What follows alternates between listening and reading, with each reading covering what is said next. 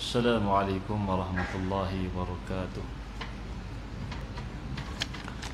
Bismillahirrahmanirrahim. Alhamdulillahilladzi hadana lihada wa ma kunna linahtadiya laula an hadana Allah. Alhamdulillahilladzi manna 'alaina bifadlihi al'amim wa idh manna 'alaina bi Muhammadin أفضل الخلق فهدانا إلى دين الحق واهدنا الصراط المستقيم نحمده ونستعينه ونستغفره ونعوذ بالله من شرور أنفسنا ومن سيئات أعمالنا من يهده الله فلا مضل له ومن يضلله فلا هادي له أشهد أن لا إله إلا الله وحده لا شريك له وأشهد أن سيدنا محمدا عبده ورسوله حبيبه وخليله الهادي إلى صراط مستقيم اللهم صل وسلم وبارك على سيدنا محمد وعلى آله وصحبه ومن تبعهم بإحسان إلى يوم الدين أما بعد فيا أيها المسلمون اتقوا الله أوصيكم ونفسي بتقوى الله فقد فاز المتقون وقال الله تعالى في كتابه الكريم يا أيها الذين آمنوا اتقوا الله حق تقاته ولا تموتن إلا وأنتم مسلمون صدق الله العظيم.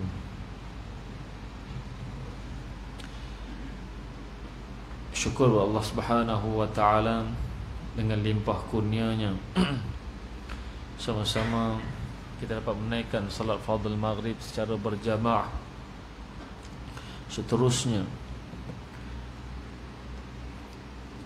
kita meluangkan sedikit waktu untuk diri kita sama-sama menuntut ilmu,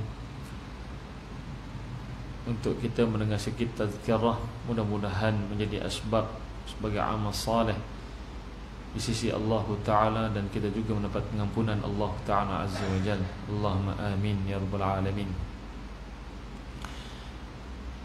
Hari ini 31 Ogos 2022, sambutan kemerdekaan yang ke-65, tuan-tuan. Yaumul Istiqlal. Bila sebut merdeka, tuan-tuan, kita ambil ibrah sedikit. Bila menyambut kemerdekaan, guru kami pernah sebut, dia kata apa? Ingatlah sejarah dahulu sebagai satu motivasi untuk kita mempertahankan dan memperjuangkan hak kenegaraan itu, dia kata. Kalam Syekh Ibn Sakat pada tahun 2012. Lebih kurang, tuan-tuan, yang saya ingat bila bagi tahu begitu. Sebab apa dia kata begitu, tuan-tuan? Kalau kita tidak merujuk, dan bukan hanya rujuk kepada sejarah di Nusantara secara khususnya, bahkan kita perlu lihat seluruh sejarah negara Islam. Karena itu kita akan mengetahui setiap negara Islam itu ada kaitannya yang tersendiri, yang tidak boleh dipisahkan. Sebab itu kejatuhan Islam secara umumnya, kalau kita lihat, semuanya ada rentetan daripada peristiwa-peristiwa yang sebelumnya. Kalau kita lihat kejatuhan kerajaan Islam Melaka pada tahun 1511 adalah rentetan peristiwa kejatuhan kerajaan Andalusia pada tahun 1246 Masehi. Jarak yang begitu dekat, hanya 265 tahun sahaja. Dan jatuhnya Andalusia itu sama kalau kita lihat peristiwa yang berlaku pada negeri Melaka itu, jatuhnya juga sama, keadaannya juga sama. Dan bagaimana peristiwa yang kalau kita lihat, apakah ada perancangan ataupun jalinan yang kuat ataupun memang telah dirancang oleh orang kafir untuk menjatuhkan setiap kerajaan yang kuat. Selepas Melaka jatuh, tuan-tuan, kalau kita lihat, Melaka itu sendiri duduk di bawah naungan kerajaan Uthmaniyah yang bertahan sehingga pada tahun 1924 Masehi. Sebab tu kalau kita lihat, Melaka itu sendiri duduk di bawah naungan Uthmaniyah dan beberapa negeri yang lain termasuk negeri Selangor, negeri Terengganu, negeri Kelantan, negeri Johor, negeri Melaka itu sendiri adalah duduk di bawah naungan kerajaan Uthmaniyah secara khususnya. Sebab itu tidak pelik bila Melaka jatuh, Uthmaniyah adalah menjadi, kita kata, yang akan menjadi seterusnya untuk dijatuhkan oleh orang kafir. Kalau kita lihat, tuan-tuan, rahmat Allah Ta'ala Azza wa Jal, sejarah ini dia hidup. Sebab tu sehingga ahli sejarah menyebut perkara yang sama akan berulang. Walaupun kalau kita kata sejarah itu mati, tetapi berdasarkan kepada kajian ahli sejarah ni, tuan-tuan, benda yang sama akan berulang. Kalau kita lihat pada hari ini, tuan-tuan, apa yang sama pada hari ini? Yaman dalam proses kejatuhan. Bumi Iraq, bagaimana kita lihat rentetan bumi Iraq yang jatuh selepas Saddam Hussein digulingkan, tuan-tuan, keadaannya juga sama. Kita lihat bagaimana Libya dijatuhkan, tuan-tuan, Afghanistan dijatuhkan, tuan-tuan. Bahkan yang terakhir, kalau kita lihat bagaimana keadaan suasana pada hari ini, orang kafir mula untuk merancang secara khusus terhadap menjatuhkan bumi Hijaz. Hijaz ini, tuan-tuan, para ulama menyebut, dahulunya menyebut asy-syajarul asmu asluhu minal Hijaz wa waraquha fi Baghdad wa thamaruha fi Khurasan. Iraq, Baghdad habis dah. Khurasan habis dah, tuan-tuan. Khurasan di mana? Khurasan itu pada hari ini Iran, Uzbekistan, Afghanistan, Turkmenistan. Yang stan belakang itulah nama asalnya adalah bumi Khurasan. Sebab tu para ulama sebut negeri-negeri yang subur dengan ilmu dan juga kuatnya akidah umat Islam itu semua akan diruntuhkan berdasarkan sejarah. Sebab itu, tuan-tuan, tonggak utama akidah umat Islam di bumi Nusantara adalah tanah Melayu itu, iaitu khususnya di negeri Melaka. Sehingga kan semua negeri-negeri kecil yang berada di bumi Nusantara pada waktu saat ketika itu, ketika mana Uthmaniyah memerintah dengan kuat dan dengan gahnya, iaitu dipimpin oleh Muhammad bin Al-Fatih, Fatih Muhammad. Dan dalam masa yang sama, Melaka juga menjadi pusat pembinaan senjata utama bagi kerajaan Uthmaniyah. Maka semua negeri di bawah Nusantara itu duduk di bawah naungan Melaka. Kita hanya selalu dihidangkan peristiwa yang disebut sebagai Hang Tuah, Hang Jebat, Hang Lekir, Hang Likiu, Hang Kasturi, tuan-tuan. Tetapi kita tidak pernah diceritakan secara khusus sejarah Melaka ini, kerana sehingga kan hilang di bumi tanah Melayu itu sendiri. Kalau kita lihat, pergi ke tanah Melaka pada hari ini, tuan-tuan, tiada satu pun kesan sejarah peninggalan Islam di bumi Melaka, melainkan yang ada hanyalah kesan daripada penjajah itu sahaja yang ada. Sebab apa? Mereka nak tutup semua sejarah Islam ini, tuan-tuan. Sebab itu kalau kita lihat, Nusantara adalah satu lubuk yang paling strategik dalam menyebarkan ataupun meluaskan agenda agama Allah Ta'ala Azza wa Jal oleh para ulama.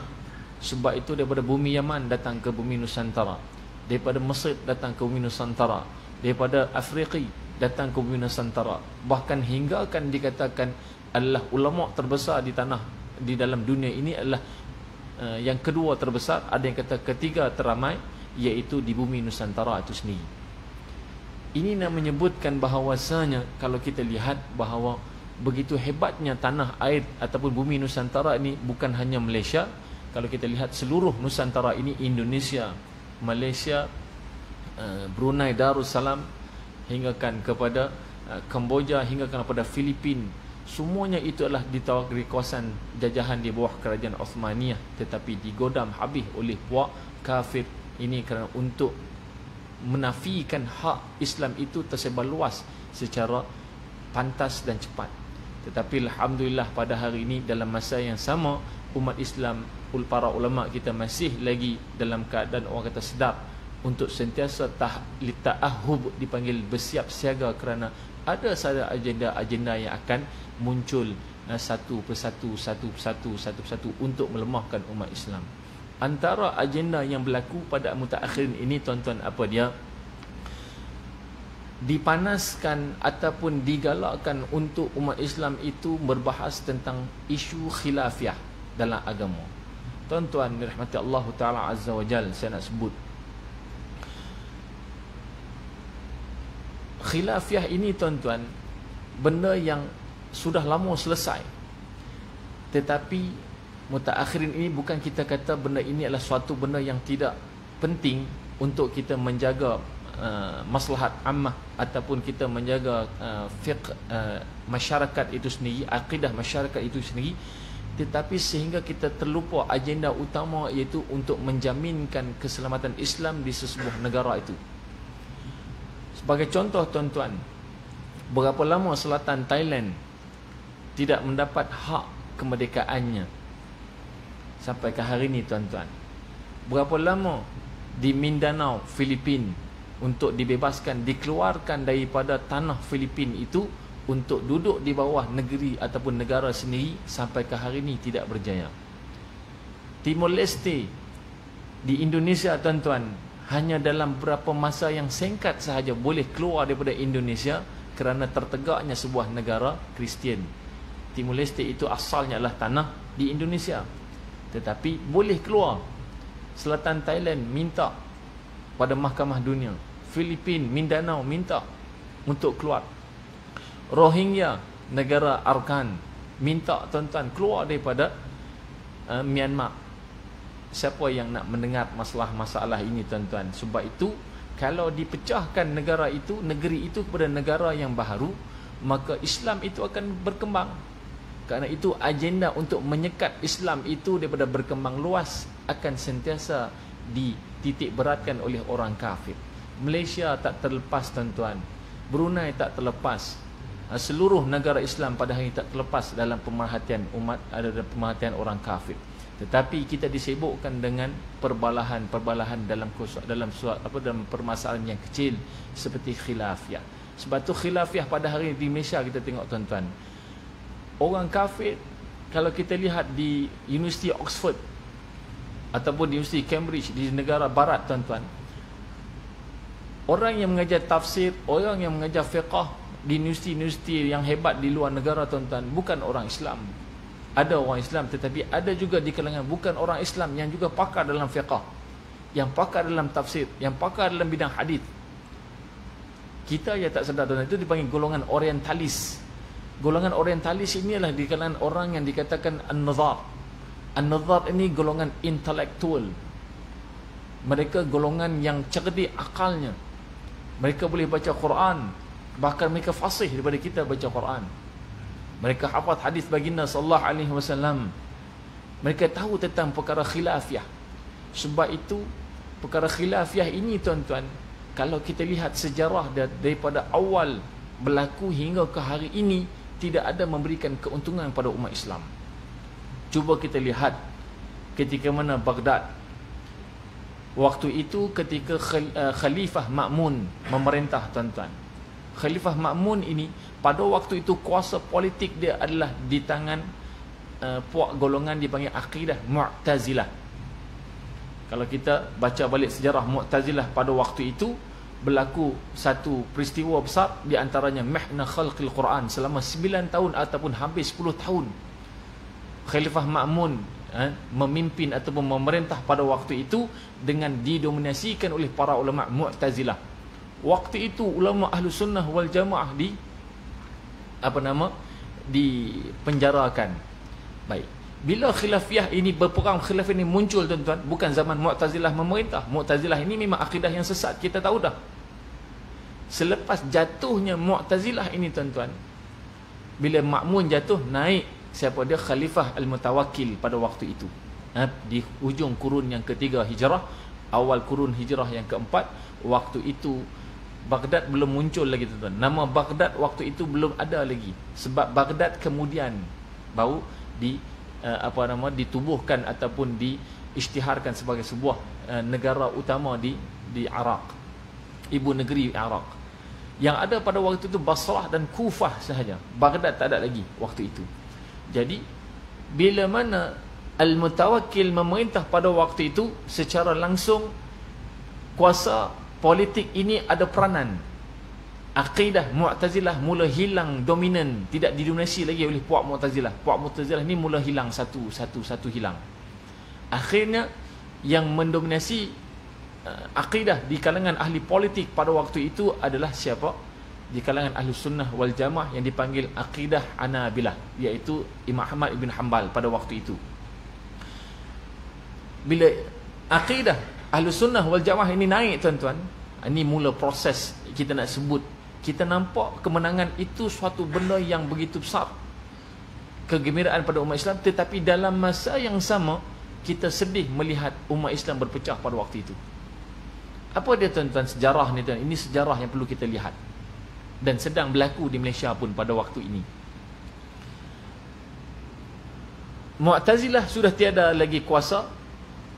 Aqidah Hanabilah mula mendominasi di arena politik pada waktu itu. Maka siapa sahaja, sebab Mu'tazilah ini kesan dia kepada golongan Ahlussunnah wal Jamaah pada waktu itu begitu dalam. Pedihnya, sakitnya begitu dalam pada waktu itu. Sebab apa? Ramai para ulama dibunuh, ramai para ulama dipenjara, termasuklah Imam Ahmad bin Hanbal sendiri dipenjarakan pada waktu itu oleh Khalifah Ma'mun kerana tidak mahu menyatakan bahawa Quran itu makhluk. Sebab Mu'tazilah ni menganggap Quran yang kita baca itu adalah makhluk. Tetapi di sisi akidah Ahlussunnah wal Jamaah, batu kalau tuan-tuan tengok, kalau orang baca hadis Nabi sallallahu alaihi wasallam, iqra'ul Qur'ana fa innahu ya'ti yaumal qiyamah syafi'an li ashabihi atau kama qala sallallahu alaihi wasallam. Kalau dia terjemah, bacalah olehmu Quran. Quran itu akan muncul di hari akhirat kelak merupai satu makhluk, dia kata, untuk memberikan syafaat kepada kamu. Maka itu adalah fahaman Mu'tazilah. Faham tak? Sebab Quran bukan makhluk. Quran itu di sisi kita apa dia? Kalam Allah. Dia bukan makhluk. Abadan, mu'abbad, selama-lamanya tidak akan jadi makhluk. Maka itu adalah kalam Allah. Jadi Ahlussunnah wal Jamaah menafikan ajaran ataupun akidah yang dibawa oleh Mu'tazilah pada waktu itu. Jadi mereka menafikan, akhirnya ditangkap, diseksa, dibunuh. Maka Mu'tazilah ini asas utama akidah mereka adalah menggunakan filosofi ataupun dipanggil ilmul kalam. Sebab tu tengok tuan-tuan, hari ini ilmu kalam kita berbeza dua pandangan ulama, sehingga kan bergaduh. Orang kata ilmu kalam ini sesat, ada kata ilmu kalam tak sesat. Saya nak sebut tentang sejarah tuan-tuan supaya kita tidak berpecah belah. Lagi. Jadi Mu'tazilah ini pemikiran mereka adalah menggunakan kalam, filosofi, falsafah, takwil, ra'i, akal. Bahkan dikatakan pengasas kepada akidah Ahlussunnah wal Jamaah antaranya itu madhab akidah Asy'ariyah juga adalah asal dia itu adalah daripada golongan Mu'tazilah sendiri. Okey. Tetapi dia tinggalkan Mu'tazilah. dalam masa yang sama dia masih lagi menggunakan kaedah ilmu kalam itu dalam kaedah mazhab. Untuk apa tujuan matlamat Asy'ariyah ataupun Abul Hasan Asy'ari ini masih tetap bawa kaedah ilmu kalam ini? Maknanya adalah untuk menafikan ilmu kalam yang dibawa oleh puak Mu'tazilah. Tetapi pada waktu itu, kerana situasi keadaan tuan-tuan, situasi keadaan yang begitu rumit, sebab orang marah sangat ke Mu'tazilah ni, orang tak boleh terima Mu'tazilah ni. Jadi mana-mana para ulama yang lain hatinya, ataupun kita kata semi-rasionalistik ataupun semi-rasionalistik dipanggil, mereka ini orang kata ringan ataupun pertengahan, golongan pertengahan yang masih boleh menerima kaedah ilmu kalam ini, maka puak-puak Hanabilah waktu itu menyatakan mereka itu kafir. Ini mula. Seperti siapa? Al-Muhasibi. Seperti siapa? Abu Bakar ibn Faraq. Abu Bakar bin Faraq ni siapa tuan-tuan? Tokoh ulama besar bina hadis. Sebelum Abu Hasan Al-Asy'ari mengasaskan akidah Asy'ariyah, Abu Bakar bin Faraq ini telah orang kata popular dalam bidang hadis. Dia juga adalah rujukan, dan bila nama sanadnya sampai pada Abu Bakar bin Faraq ini, tiada pun sanadnya itu adalah jatuh pada yang dhaif. Semuanya adalah sahih. Macam Sufyan bin Uyainah kita kata di Hijaz, bumi Hijaz. Siapa mengaji hadis ni faham, bila bumi Hijaz ni kalau perawi tu sampai pada Sufyan bin Uyainah, tahu dah Sufyan Uyainah ni tak dinafikan hadisnya sahih. Orang tahu dah. Abu Bakar bin Faraq ni adalah di antara tokoh hadis di bumi Basrah. Bila dengar namanya orang tahu dah. Tetapi Abu Bakar bin Faraq ini anak murid besar kepada siapa dia? Abul Hasan Al-Asy'ari. Maka berlakulah konflik. Waktu itu tuan-tuan, konflik berlaku. Siapa di kalangan mereka yang masih lagi mengguna pakai kaedah yang dibawa oleh puak Mu'tazilah ini seperti kaedah ilmu kalam, maka mereka itu adalah batiniyah, jahmiyah. Mereka itulah puak sesat. Sebab tu kita tak pelik sampai ke hari ini kita dengar orang masih duk kata mazhab Asy'ariyah ni adalah mazhab batiniyah, sesat. Ini sejarah tuan-tuan nak sebut. Sebab apa? Tak boleh terima, sebab marah mereka pada Mu'tazilah ni sampai mereka tak ada rasional dah. Mereka tidak ada lagi ihtiyat. Mereka tidak ada lagi ada hati untuk cuba duduk berbincang dan memikirkan keadaan itu. Akhirnya seperti Al-Karabisi, Al-Muhasibi, seperti lagi siapa? Ramai lagi, Abu Bakar bin Faraq, semuanya dicantas. Bahkan berlaku peperangan pula dalam di antara ni, nak sebut khilafiyah berlaku tuan-tuan.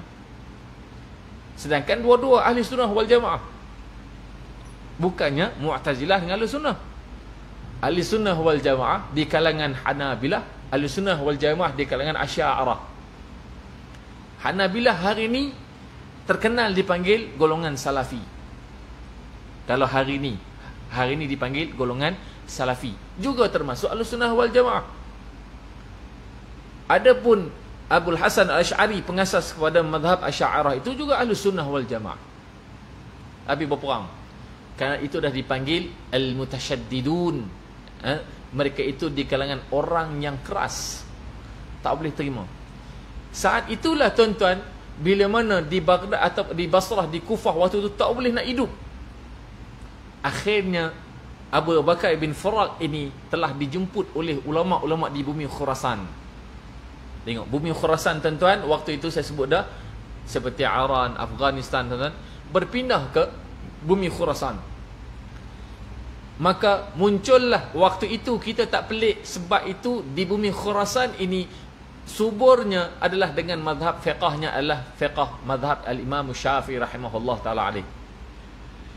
Bila Abu Bakar bin Faraq ni dijemput oleh majlis ulama dia bumi Khurasan pada waktu itu tuan-tuan, maka dia pun berpindah di situ. Akhirnya dia juga adalah merupakan tokoh hadis tuan-tuan, dan menjadi antara perawi hadis di bumi Khurasan, sehingga kan hadisnya itu banyak diriwayatkan oleh ulama hadis di bumi Khurasan, seperti Al-Hakim dan kitab Mustadrak, seperti Al-Baihaqi dan kitab Sunan Al-Baihaqi, Siapa yang ngaji ataupun dia belajar fiqh mazhab Imam Syafi'i, kalau dia tak baca kitab Sunan Al-Baihaqi, dia bukan mazhab Syafi'i. Sehingga ulama cakap macam tu. Sebab Al-Baihaqi itu dipanggil apa dia? Antara tokoh yang mendominasi secara khusus. Sehingga kan dia himpun semua hadis-hadis dalam kitab Sunan Al-Baihaqi itu. Banyak riwayat itu yang diambil daripada jalan riwayat itu daripada Abu Bakar bin Farah itu adalah untuk menyatakan tentang dia itu orang yang bermazhab Syafi'i. Sebab itu di Khurasan ini Syafi'i ini begitu subur. Akhirnya Syafi'i dan juga Asy'ariyah ini jadi benda satu yang biasa. Sampai ke hari ini kita dengar bila kata Syafi'i mesti dia ikut mazhab Asy'ariyah. Betul tak? Bila Syafi'i mesti, bila Asy'ariyah mesti Syafi'i. Bila Syafi'i mesti Asy'ariyah. Jarang dah kita jumpa dia Syafi'i, dia mazhab akidah Hanabilah, tak ada, ataupun akidah Salafi. Jadi itulah subur di situ. Maka pada tahun kelima Hijrah tuan-tuan, antara Baghdad waktu itu sudah muncul, lahir Baghdad. Bila lahir Baghdad pada tu muncullah Ma'had An-Nizamiyah. Ma'had An-Nizamiyah inilah yang menyatu padukan Ahlussunnah wal Jamaah di antara akidah Hanabilah dan juga akidah Asy'ariyah. Maka hidup dalam keadaan aman balik. Tetapi tak lama tuan-tuan, selepas itu masuk pada tahun selepas daripada di akhir kejatuhan kerajaan Uthmaniyah. Uthmaniyah jatuh bila tuan-tuan? 1924. Orang duk habis yang fikir ni. Oh, Islam ni lama dah tak berpecah ni. Macam mana nak pecahkannya? Tu yang muncul waktu itu apa dia? Untuk memecahkan mereka, umat Islam ini, suruh mereka bergaduh dengan khilafiyah. Maka muncul Muhammad bin Abdul Wahhab pada waktu itu, yang kita kenal panggil Wahhabi. Okey. Muncul Muhammad bin Abdul Wahhab pada waktu itu diguna pakai agenda untuk menjatuhkan kerajaan Uthmaniyah pada waktu itu, dan di Saudi diletak sebagai satu tempat tampuk utama. Ini sejarah tuan-tuan. Walaupun secara umumnya saya sebut tuan-tuan, Muhammad bin Abdul Wahhab ini adalah berpegang kepada mazhab Hanabilah, akidah Hanabilah tuan-tuan. Sah di sisi Ahlussunnah wal Jamaah, cumanya adalah dibawa mainkan peranan api khilafah itu sampai kita tak ingat dah ada di kalangan orang yang maka beramal dengan perkara yang telah diijtihad ulama, dibahas oleh para ulama secara selesai dah. Diapi-apikan kembali perkara ini. Maka akhirnya sampai ke hari ini duk bergaduh bab khilafah tuan-tuan. Cuba kita tengok tuan-tuan. Di Malaysia kita kata kita nak merdeka tuan-tuan, minta maaf sebut. Ustaz Salman, saya sebut secara khusus tuan-tuan, Ustaz Salman di Perlis dan juga Ustaz Engku berdebat. Kita kata debat tu baik tak? Dalam Quran ada sebut tak? Ada. Ud'u ila sabili rabbika bil hikmah wa mau'izatil hasanah wajadilhum billati hiya ahsan, kata Allah. Tapi berdebat dalam bab ini, ayat ini Allah Taala sebut nombor 3. Jatuh pada nombor 3. Allah Ta'ala sebut ud'u ila sabil rabbika bil hikmah, serulah orang kepada jalan Allah Ta'ala itu dengan hikmah. Qala Umar Khattab radhiyallahu anhu ay bittiba'il Quran wa sunnati Rasulillah sallallahu alaihi wasallam. Apa makna hikmah? Iaitu ikut Quran, ikut sunnah Nabi sallallahu alaihi wasallam. Wa mau'izatil hasanah, menasihati dengan cara yang baik. Menasihati ini banyak bentuk, dengan mulut, dengan undang-undang, dengan pelaksanaan hukum. Itu juga termasuk mau'izah. Kita kalau faham nasihat ni, kita kata kuk mulut saja. Betul tak? Kuk mulut saja. Kemudian wau Allah Taala sebut wajadilhum billati hiya ahsan, kata Allah, berdebatlah kamu dengan orang tertentu itu dengan ahsan, yang paling terbaik. Siapa golongan yang perlu didebat ni? Itu ini bahas oleh para ulama. Siapa golongan yang perlu didebat ni? Tetapi antara Ustaz Salman dan Ustaz Engku tak perlu debat pun tuan-tuan. Sebab apa saya kata tak perlu debat? Sebab benda itu khilafiyah, dan boleh duduk sama mereka saja, tidak perlu dibawa heret orang awam yang lain ni. Tuan-tuan diheret sekali masuk dalam tu untuk tonton, lihat benda itu. Sebab kan Sedangkan kita sendiri pun tak tahu apa benda pun punca. Kita tak tahu kaedah pun. Ilmu alat pun kita tak ada. Saya bagi ibarat mudah pada tuan-tuan macam ni. Tuan-tuan ada kereta BMW tuan-tuan. 7 series paling mahal sekali. 1,5 juta harga. Baru pakai 3 hari. Baru 3 hari pakai rosak dah. Tuan-tuan bawa lah kereta BMW tuan-tuan tu pergi ke dia punya pusat dah lah, center dah, untuk dibaiki. Sampai kat situ tuan-tuan, sampai dekat situ kita kata, Assalamualaikum, saya ni nak apa, saya rasa pelik ni, kereta saya baru lagi ni, 3 hari keluar rosak dah, ada masalah, problem dah kereta BMW saya ni. Saya beli dah lah mahal. Tak apa encik, encik sabar, kita akan selesaikan masalah encik. Cuma encik hari ni pakar-pakar kami tak ada, engineer kami tak ada hari ni, cuti semua cuti. Hak ada kerja hari ni betul-betul ada, dia kata tukang kebun dengan cleaner lah, dia kata. Lepas tu hak tuan kereta tu habis macam mana ni? Tak apa, tak apa encik, kita bagi juga cleaner, kita tengok nak tengok kereta encik. Tuan-tuan rasa saya nak bagi analogi, tuan-tuan faham ke tak? Saya nak bagi analogi mudah dulu. Pendaftar hak duduk di kaunter pendaftaran dia kata macam ni, tak apa encik, kita suruh cleaner ataupun tukang kebun hak ada ni yang tak cuti ni tengok kereta encik, pokok boleh selesaikan. Okay? Tuan-tuan rasa kalau tuan-tuan jadi tuan kereta tu macam mana? Mana boleh? Tukang kebun bukan pakar, dia bukan reti pun.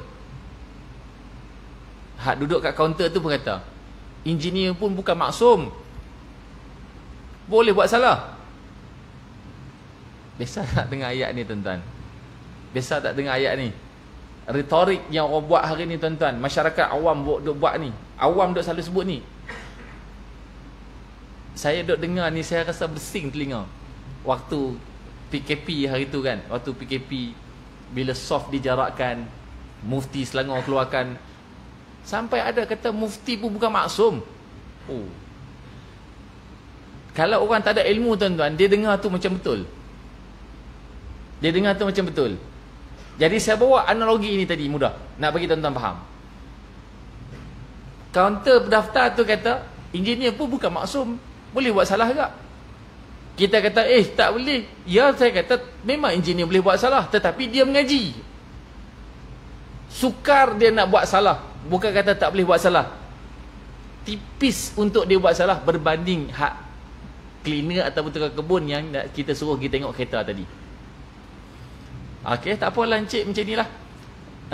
Encik datang esok, kalau encik tak nak cleaner ataupun tukang kebun cek kereta ni, encik tinggalkan dulu kereta ni, esok pakar kami ada, dah masuk kerja dah. Okey lah. Dia pun balik, pagi esok datang balik dekat center tu. Ada hari ni pakar? Ada cik, alhamdulillah ada. Dua orang pakar kami untuk kereta untuk orang kata enjin ni. Dia kata 2 orang memang ada, dua-dua sekali ada. Biasa seorangnya ada, seorang tak ada, seorang ni ada. Tapi hari ni dua-dua ada. Seronok owner kereta ni seronok sebab dua-dua pakar ni ada. Lepas tu tiba-tiba mari 2 pakar ni turun situ. Dia pun panggil. Rupa-rupanya dia ada orang kata dia punya pengikut dia. Hak pakar A ni pun, Mamat, tukang kebun dia panggil, tukang kebun, mari sini. Tukang kebun ni memang biasa duk mengetih dengan dia, biasa duk minum kopi dengan dia, biasa duk makan nasi lemak dengan dia waktu pagi ke, waktu makan tengah hari ke, biasa. Mat, mari sini, ada apa-apa, kerja siap dah kerja. Mari ikut saya masuk dalam, pergi tengok kereta ni Sat. Hak pakar B ni, yang memang pakar, dia pun ada klik juga, cleaner. Hak biasa duk makan pagi dengan dia, biasa makan tengah. Mari sini, dah siap dah kerja tadi. Ni kata Mat, siap dah kerja, semua siap dah, semua kerja siap. Tak ada apa-apa dah, mari ikut saya. Pergi masuk dalam, kita nak pergi tengok kereta ni Sat. Kereta ni bawa apa tah masalah, 3 hari baru keluar, rosak dah, dia kata. Gilah tengok, bawa hak seorang ni, pakar A bawa tukang kebun, hak pakar B bawa cleaner masuk dalam tu. Ni nak cerita tuan-tuan, hak analogi mudah bagi tuan-tuan faham. Lepas tu, duduk dalam tu, pakar ni tadi duk bincang, bergaduh 2 pakar. Ni biasa bergaduh dalam bab ilmu ni biasa. Berdebat dia dua ilmu dalam tu biasa. Aku tak setuju ni kata. Lepas tu hak tukang kebun ni tadi, yang kawan baik duk ikut pakai A ni tadi, oh hebat hujah dia ni. Dia dah dengar, hebat hujah ni. Dia tak terti faham satu haram pun apa hak orang cakap tu. Hak nombor dua ni pula, cleaner ni pun nak kata sama juga. Ush, hebat dia kata. Lepas tu dia budak kata, Mat, Tok Guru aku hebat. Dia kata, hak ni kata Tok Guru aku hebat. Dah jadi benda ni duk berlawan dalam tu. Hak bergaduhnya, hak diorang ni dia bergaduh debat sama dia, lepas tu selesai situ je. Hak bawah ni tadi, bila dah habis keluar tu, hak tukang kebun pergi cerita, hak tukang cleaner tadi pergi cerita dekat kawan-kawan dia hak luar ni pula. Aku duk dengar debat diorang ni. Habis akhirnya jadi satu masalah berpecah pula. Duk bergaduh, duk kata Tok Guru dia hebat. Siapa salah dalam isu ni tuan-tuan?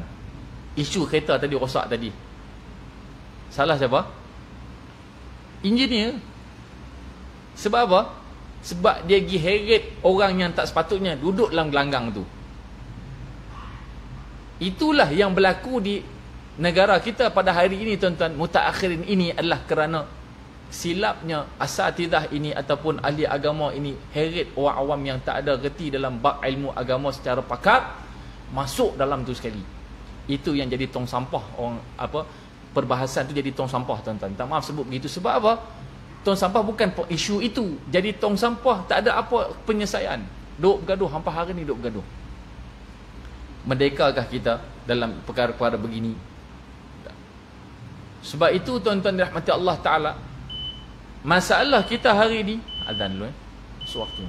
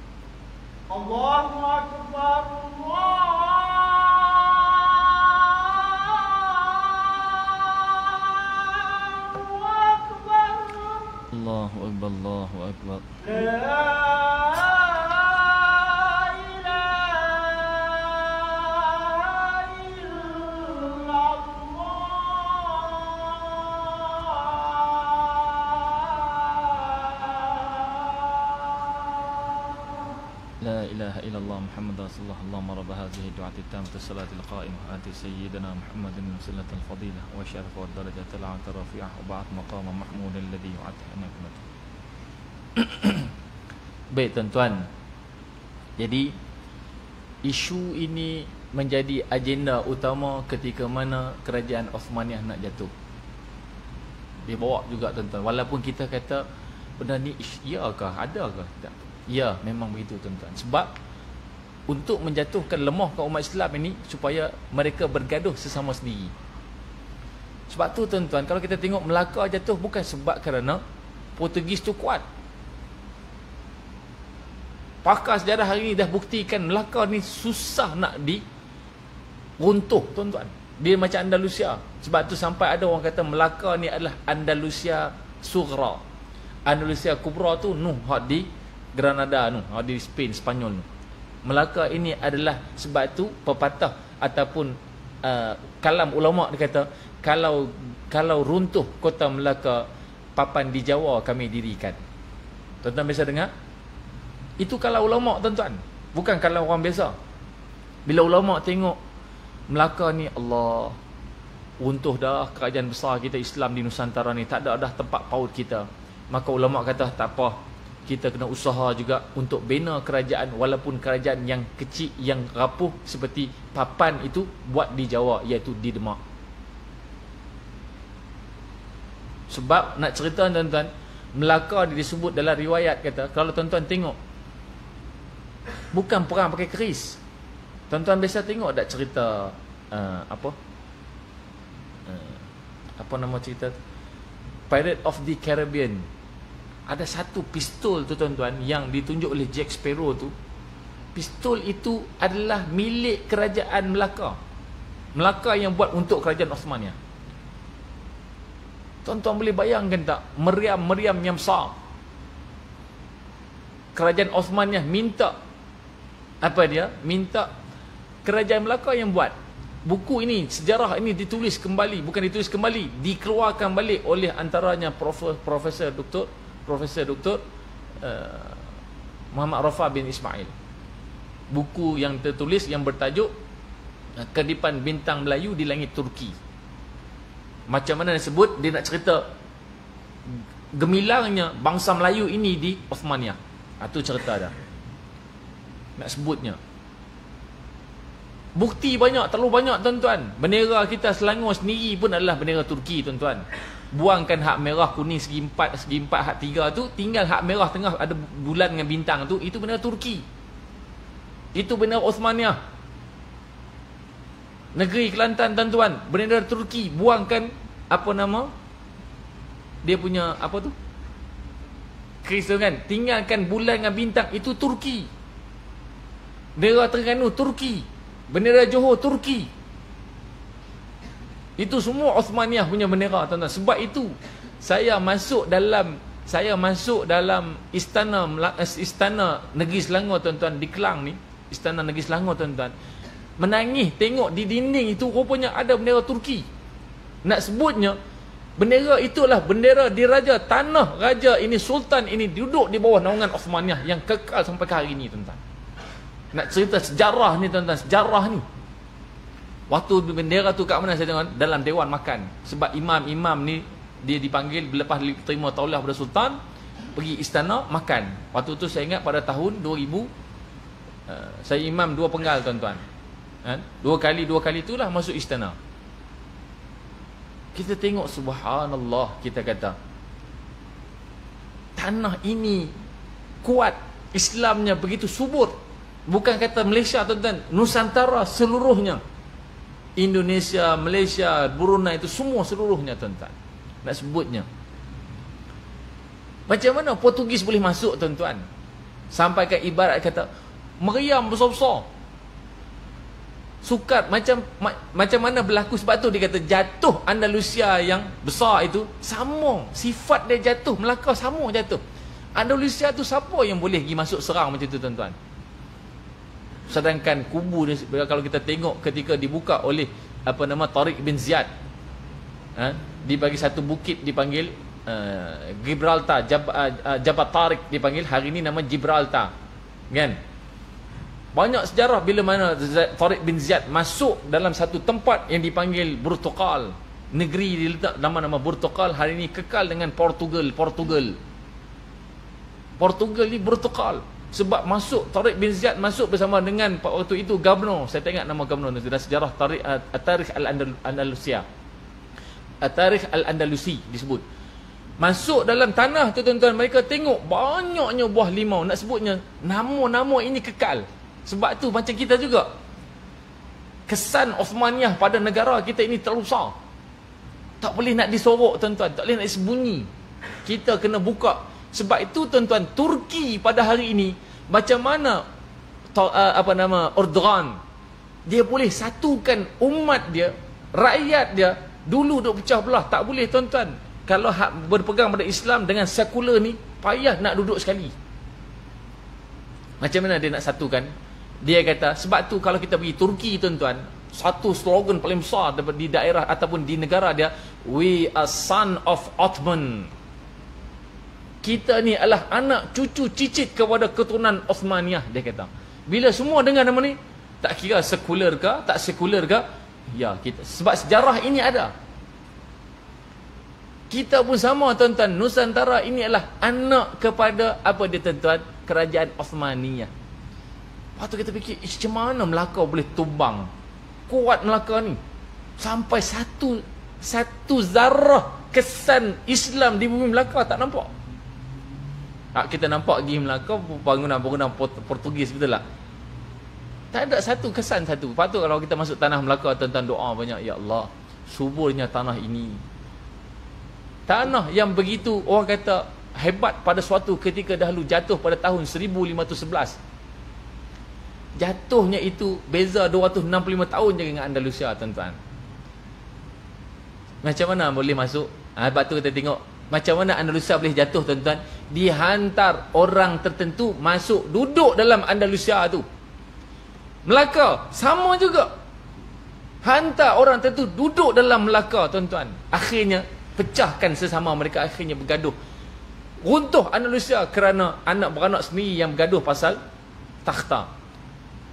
Jatuh Melaka juga adalah anak beranak sendiri di kalangan umat Islam sendiri berebut pasal takhta.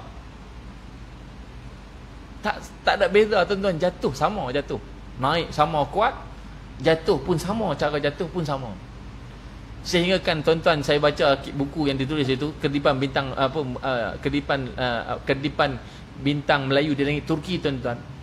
Tuan-tuan boleh bayangkan tak? Disebut, dia kata pada waktu saat itu bila mana Islam ni mula subur di bumi Melaka tuan-tuan, anak-anak Melaka ini disebutkan dalam riwayat kata hafizul Quran. Nak sebutnya mereka ini orang yang begitu dekatnya pada Islam. Bukti banyak tak tuan-tuan? Batu bersurat, bukti itu Osmaniyah. Kanun Melaka, itu bukti Osmaniyah tuan-tuan. Buka buku Kanun Melaka tuan-tuan, ataupun kita buka kanun Laut Melaka tuan-tuan, sama dengan Osmaniyah. Tak ada benda yang beza. Sebab kita duduk di bawah satu panji, iaitu Islam. Tapi hari ni bila jatuh Osmaniyah tuan-tuan, orang kafir cepat-cepat suruh buat sepadan. Lepas tu immigration ni semua wujud di sepadan-sepadan negara masing-masing. Kamu, aku sampai Islam, kita nak masuk negara Islam sendiri pun tak boleh, susah nak masuk, betul tak? Dulu atas pasport Islamnya, dia negara lain, ini negara lain, pasport Islam masuk boleh. Orang kafir susah nak masuk. Kita nak masuk Brunei patutnya tak? Senang, sepadan negara kita yang paling dekat, Brunei, Indonesia. Tiket Islam, pasport kalau Islam, silakan masuk. Habis cerita. Sama-sama adalah orang Islam. Tetapi berjaya orang kafir ini memecah belahkan Islam itu dengan mewujudkan satu akta undang-undang dunia. Nak masuk negara ni semua ada immigration, persepadan sendiri. Akhirnya hidup dalam nafsi-nafsi, hidup dalam sendiri-sendiri kita tuan-tuan. Sebab tu tuan-tuan rahmat Allah Ta'ala, merdeka ni benda yang besar. Merdeka ni bukan benda kecil. Kita kalau tak ada rasa tuan-tuan, waktu guru kami kata, baca sejarah ni. Bagi ke anak-anak kita hari ni tak tahu sejarah tuan-tuan. Anak kita hari ni sejarah ni macam satu benda. Dah bila sebut sejarah tuan-tuan, aduh susah. Betul ramai fail. Sebab dia tak suka ingat tahun, dia tak suka ingat tarikh, Dia tak suka ingat nama peristiwa-peristiwa tertentu. Susah. Sejarah ni memang begitu, fakta, dia berdasarkan fakta. Itu yang perlu untuk kita ambil tahu, perlu kita cakna dengan bulan kemerdekaan ni tuan-tuan, kata bagi tahun ke-65 tuan-tuan. Benda pertama, kita kena hidup satu. Tuan-tuan tengok kita bergaduh dengan Indonesia sebab apa? Cuba tengok dalam media tuan-tuan. Bola gaduh tak habis. Padahal satu rumpun kuat tu. Tapi sebab tu kalau bukan kerana ulama tuan-tuan, sebab tu ulama ni dia menyatukan umat. Tuan-tuan tengok bumi Yaman tuan-tuan. Hak kes yang sekarang tuan-tuan. Kalau bukan kerana ulama yang pergi menghadap tuan-tuan, tak akan jadi apa tuan-tuan. Habis ranap dah. Syria pun sama, tapi tak boleh nak buat apa dah. Dah habis dah. Mesir tuan-tuan, kalau bukan kerana ulama, runtuh dah Mesir tuan-tuan. Runtuh dah Mesir. Kita nak masuk Mesir pun tak boleh dah hari ni tuan-tuan. Peranan siapa tuan-tuan? Peranan ulama. Sebab tu kita jangan anggap ulama ni, sebab tu kita ulama pun bukan maksum. Ulama pun boleh buat salah. Inilah bahananya bila mana kita ni tidak faham agama, tidak mengikut acuan yang sebenar. Itu yang dok suka bergaduh. Dok bergaduh habis. Merata dalam Facebook dok bergaduh, dalam WhatsApp dok bergaduh, dalam kumpulan grup dok bergaduh. Kita tak boleh nak selesaikan cara yang baik. Ni nak PRU tuan-tuan, saya sebut terus terang. Sagi situ tiang tu merah, tiang ni hijau, tiang tu biru, tiang tu warna hitam. Sebab apa dalam rumah Allah Ta'ala kita boleh berpecah? Sebab kita tiada kesatuan. Kalau kita pegang kepada kalimah La ilaha illallah, tak akan berpecah tuan-tuan.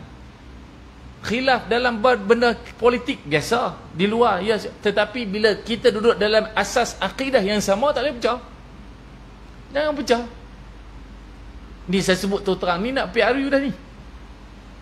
Duk bergaduh. Bukan kata tak boleh politik, tak boleh nak berpolitik, silakan. Tapi sebab tu JAIS, Jabatan Agama Islam Selangor, melarang keras dalam ni tempat medan ini untuk dijadikan kita kata venue politik. Sebab nak mengelak daripada berpecah, itu ihtiyat yang paling utama. Ihtiyat ni hati-hatinya Jabatan Agama, Jabatan Mufti ni nak letakkan begitu supaya tak maulah nampak macam rasa macam tak sesuai. Kalau panggil, contoh saya panggil orang politik bagi buat ucapan sini, bagi orang kata buat perasmian sini, contoh dalam surau ni tuan-tuan. Orang yang tak suka ada yang jadi duk balah. Lebih baik tutup terus, jangan bagi ruang. Ya betul, bukan kata kita menafikan politik, tetapi medan ini bukan tempatnya. Tetapi politik dalam masa yang sama, Islam itu kalau tiada politik itu, Islam juga akan runtuh. Sebab tu politik daripada dulu lagi adalah suatu benda yang perlu untuk diambil berat juga. Tetapi ada kaedah yang kita kena ikut, yang telah ulama berikan jalan garis panduannya, iaitu berdasarkan pada Quran dan hadis Nabi sallallahu alaihi wasallam.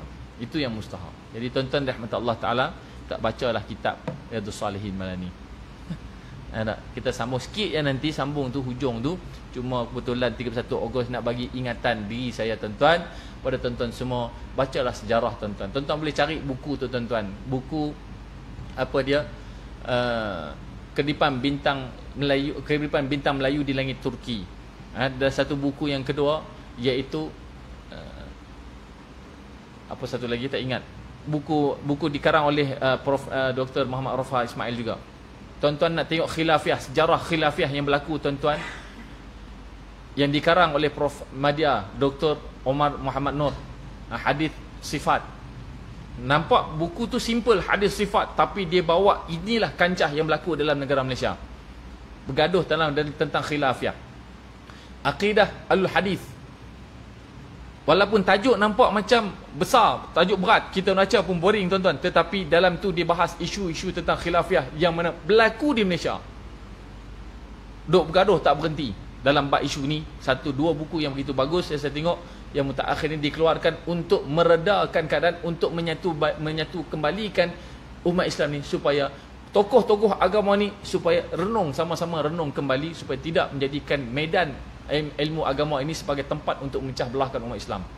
Itu yang paling mustahak. Wallah ta'ala alam. Cukup sekadar tuan-tuan, nanti kita sambung pada pertemuan akan datang. Jadi saya ucapkan selamat menyambut kemerdekaan tahun ke-65 tuan-tuan. Kita sama-sama bela negara kita, akidah kita ini belai sehabis baiknya dengan marilah berjemaah di masjid ini. Itu tanda mereka. Sebab itu kalau kita lihat rukun negara yang pertama apa dia tuan-tuan? Rukun negara yang pertama apa dia? Allah, betul tak? Kata merdeka tapi tak boleh mari sembahyang subuh berjemaah, tak merdeka. Tak boleh baca Quran, tak sembahyang, tak menutup aurat, tak merdeka tuan-tuan. Sebab rukun negara pertama pun fail dah. Belum masuk yang kedua, rukun negara ketiga, yang keempat, yang kelima. Kan? Wallahu ta'ala alam. Aku liqauli hadza astaghfirullahal azim li wa lakum. Assalamualaikum warahmatullahi wabarakatuh.